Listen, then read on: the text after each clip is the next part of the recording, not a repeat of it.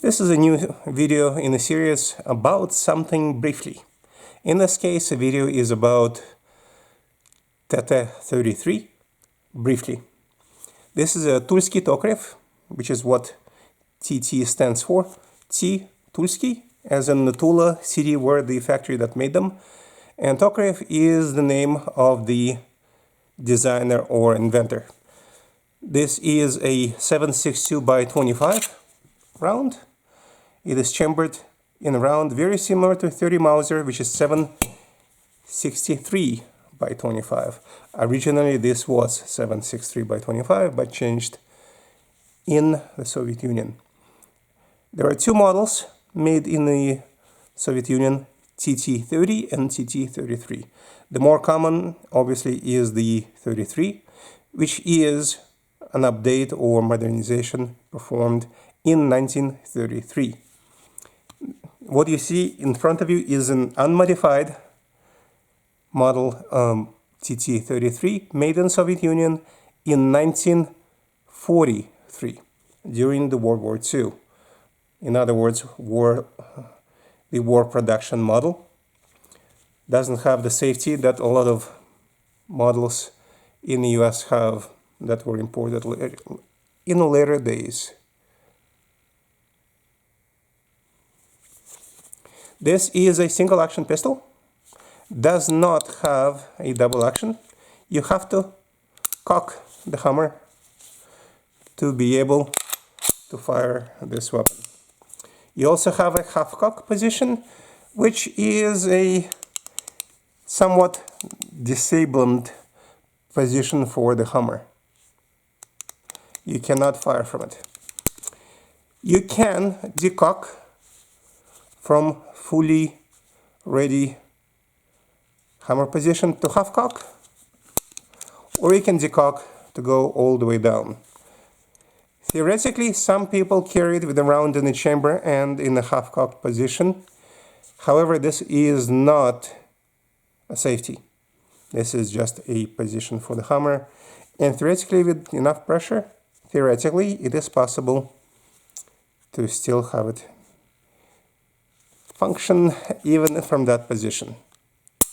The trigger is okay-ish for what it is. The magazine is metal, as is the whole gun. It's all steel production, stamped in most pieces. It has a single stack metal magazine, and it's somewhat unergonomic, but again, remember, it had to be made in the least expensive way during the war. It has a slide stop, and it has American-style mag release button that sometimes works. Sometimes you have to push it in. It is funny, sometimes it just drops it correctly. Sometimes it does not. It is an interesting pistol. The round is very fast, even though it is so old. This is a bottle-shaped round in a way similar to 357 SIG or 5.7 or some of the newer ammunition. 30 carry or 30 super carry comes to mind. It has quite a bit of penetration, but very little as far as choice of ammo. And you have to be careful to use normal powered ammo. There was ammunition made in this caliber for submachine guns during World War II that has a lot more energy, and that will break this pistol.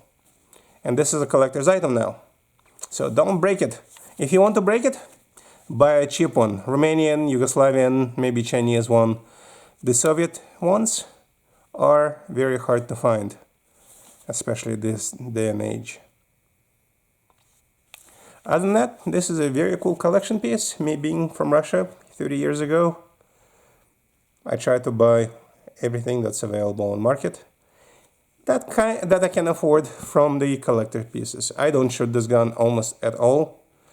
It has fairly rudimentary sighting mechanism.